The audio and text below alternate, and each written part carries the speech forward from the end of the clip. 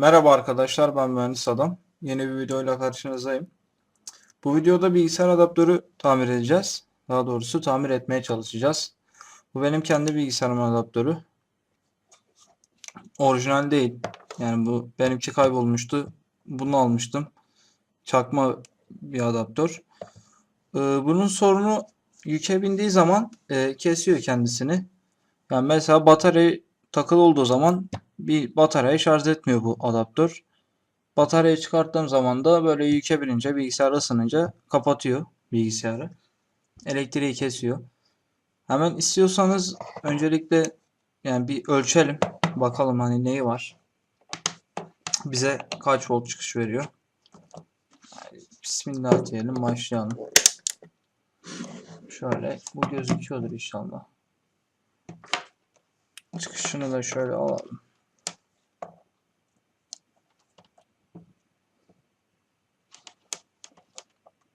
Şöyle bakalım. Ya 19.25 volt veriyor. Tamam, hani veriyor, sıkıntı yok. Bunu yüke bindireceğimiz bir şey yok. Yüke bindirecek bir şey bulayım ben buna. Hemen 2 dakika.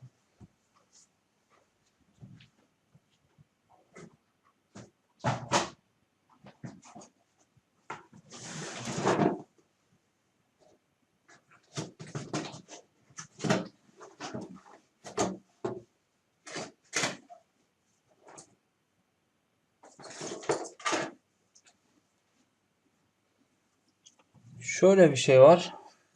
Şöyle. Bu fan makinesinin motoru, fanı. Buna hemen istiyorsanız kablo bulmamız gerekiyor.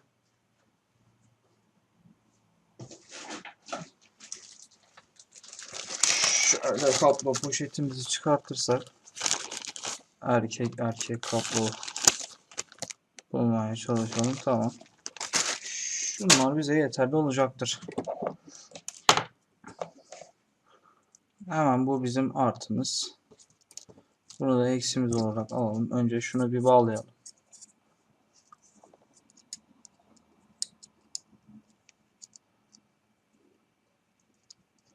Şöyle.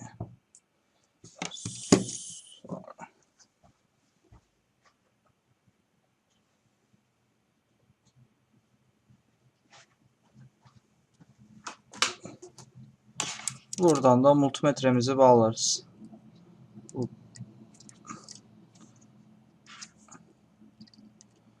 Şöyle bu artımız olsun. Bu da eksimiz olsun.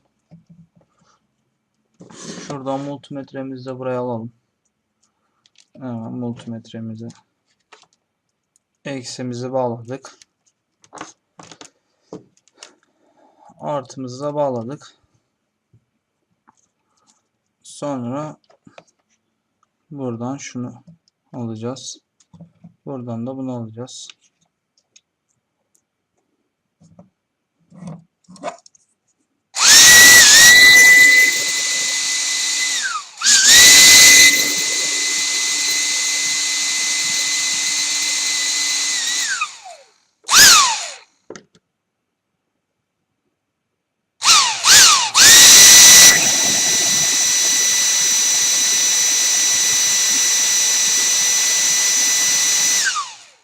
Yani gördüğünüz gibi yüke binince 19 volt vermiyor. Motorumuz da ısınmış mı? Motorumuzda ısınma yok. 19 voltu çok iyi bir şekilde de karşılıyor. Bayağı da iyi serim şey veriyordu yani. Keşke onu da gösterme fırsatımız olsa kamerada. Da sesinden anlamışsınızdır herhalde. Yani 18 volt veriyor. Şöyle çekelim. Işık hala yanmaya devam ediyor. Şurada görüyorsunuzdur herhalde.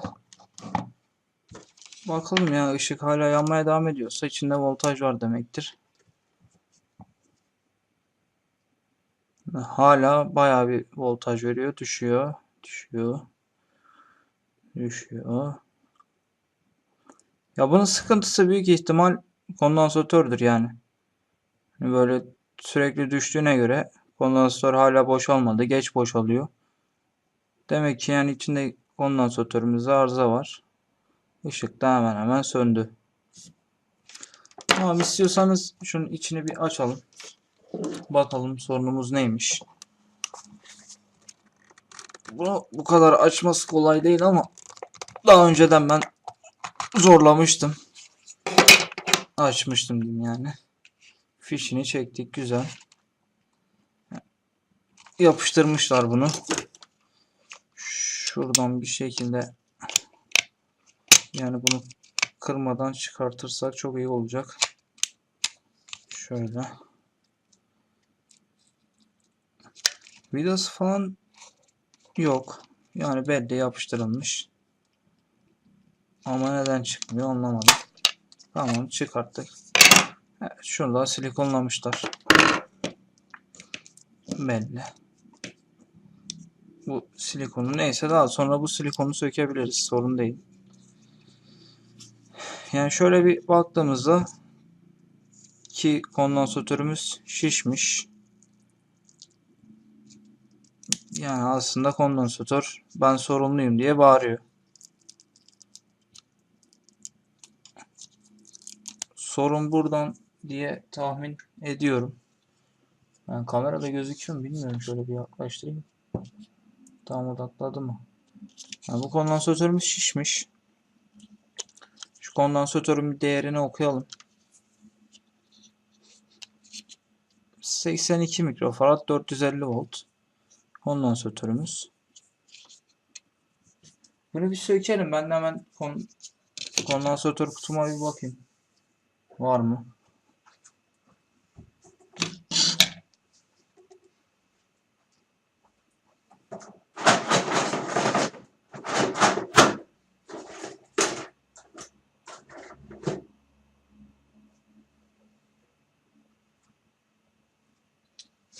Yani buldum. Daha geçenlerde şu kondansatörden almıştım zaten. Başka bir şey için almıştım. Daha doğrusu yani yine başka bir adaptör için almıştım ama o adaptör sorun kondansatörde değilmiş. Trafoda vermeyince ben de şey yapmadım. Yalnız bu 82 mikrofaradları tutuyor 400 volt. Yani artık yapacak bir şey yok. 450 volt. 450 volt ama 400 volt bir şey olacağını sanmıyorum. Zaten yani 220 geldiği için maksimum 230 bir şey olacağını sanmıyorum. Yani bir 400 voltu görmeyeceğiz. Şunu bir sökelim.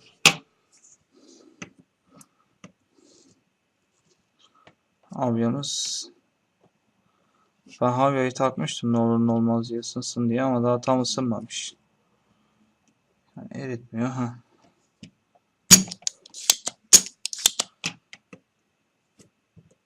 Şuradan tabi burada esmili dirençler var. Onlara da zarar vermememiz gerekiyor.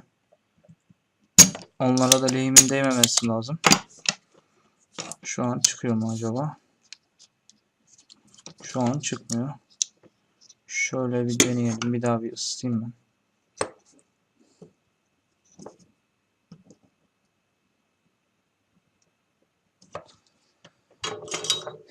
Ya bunu neden böyle kolay çıkmadı hiç anlamadım. Gerçi oynuyor. Şurada sıkıntı yok. Şu bacakta bir sıkıntı var. Şu bacağı bir ısıtalım. Tekrar.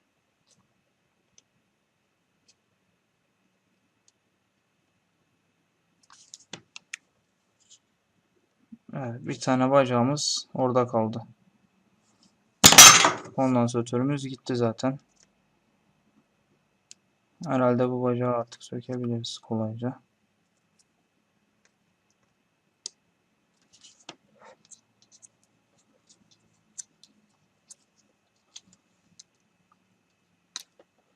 Söktük. Kondansatör zaten hani bu kadar kolay çıktığına göre kondansatör arızalandığını kendisi belli etti zaten. Bunun şu anda artısını eksisini bulmamız gerekiyor. Eksisi burasıydı. Bu kondansatörü buradan söktüğümüze göre yani biz şu şekilde bağlayacağız kondansatörümüzü. Şöyle hemen geçirelim.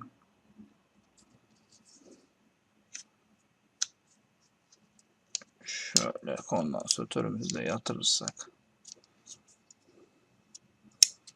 Tamam, kondansatörümüz yerini buldu. Güzel. Hemen lehimleyelim biz. Şu şekilde biraz bastırarak lehimlersek daha güzel olacak. Tabii siz şuradan daha iyi görüyorsunuzdur.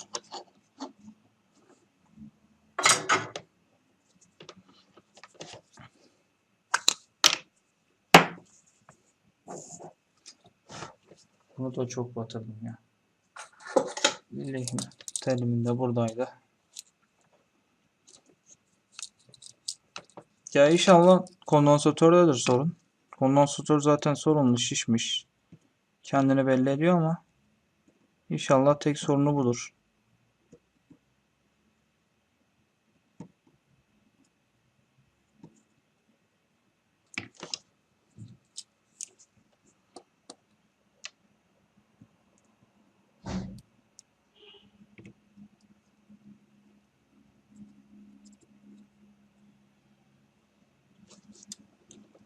Tamam gibi.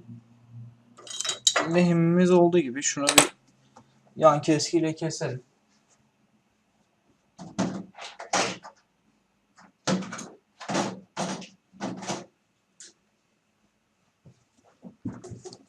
Şu yan keskimizle şöyle.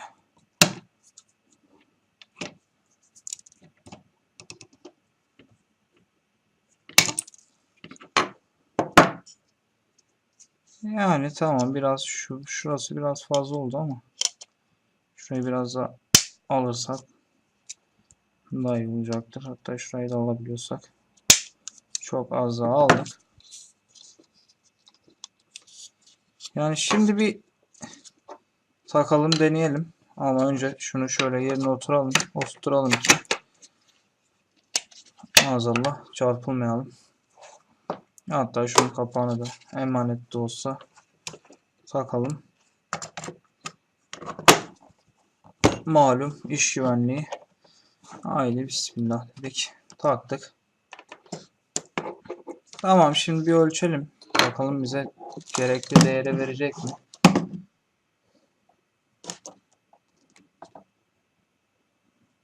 Evet, 19 volt veriyor. Güzel. Şuradan az önce denediğimiz gibi hemen şeyi bulursak, kablolarımızı bulursak herhalde gerekli bağlantıları yaparsak.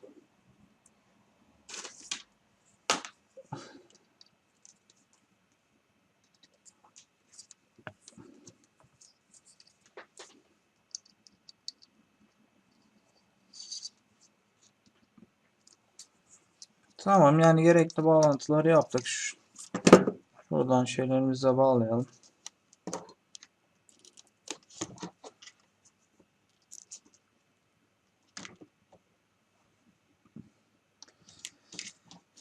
Prizlerimize bağlamış olduk. Fişlerimizi, daha doğrusu kablolarımızı. Priz nereden çıktı bilmiyorum. Ya bu ne kadar zor bir işmiş. Az önce ben nasıl yapmıştım? Hiç aklıma gelmiyor.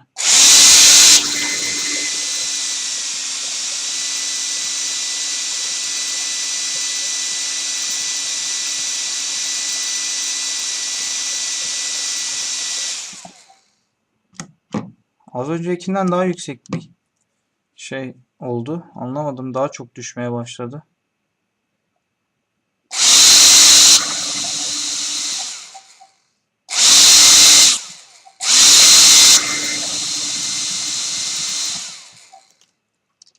Ama tabii bunu bir bilgisayarda denemek lazım. Yani şu anda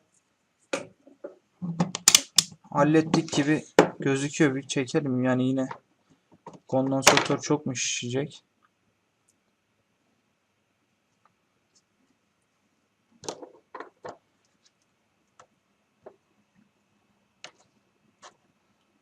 Yine aynı şekilde kondansatörümüz fazla doluyor ama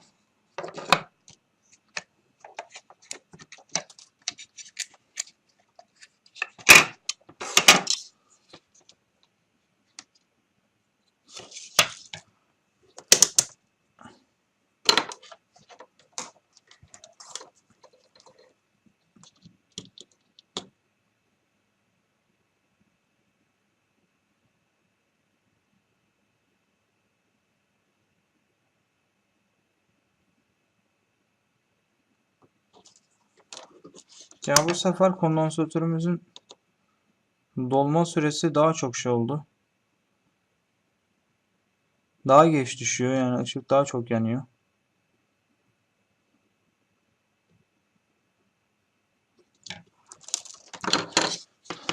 Zaten sigortamızda herhangi bir şey yoktur. Sıkıntı yoktur. Sıkıntı olsa çalışacağını sanmıyorum. Diğer kondansatörlere baktığımda onlarda da şişme göremiyorum. Ya bu şekilde bir deneyeceğim ben. Bilgisayarda olacak mı?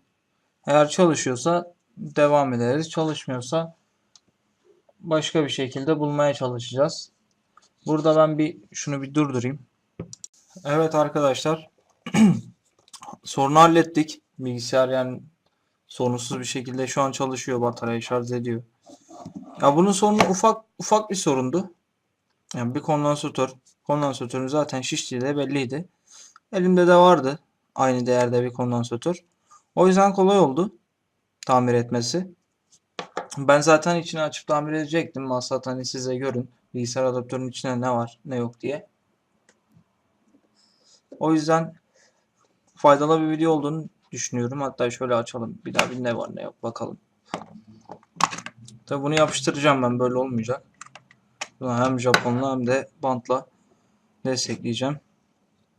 Şu an kondansatör hala şiş olduğu için yani pardon çok özür dilerim. Kondansatörlerimiz dolu olduğu için lambamız yanıyor hala. Çıkışımızda bir şey var. Voltaj var. Ya, bilgisayar adaptörünün içinde bir tane trafomuz var.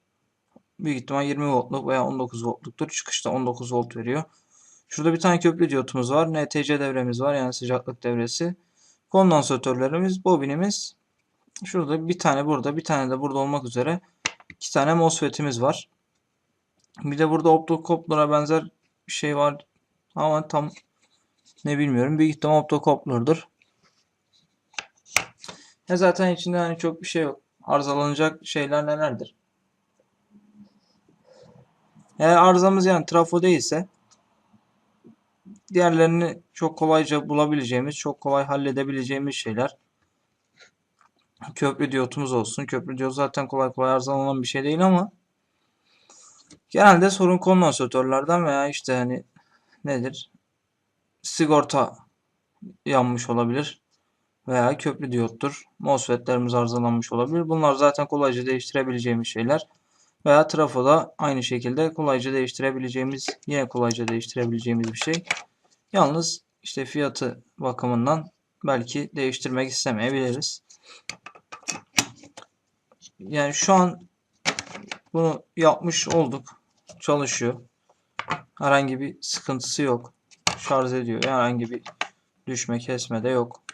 Hatta ben biraz da zorladım, bilgisayarı ısındırdım falan. Bir sıkıntı görmedim.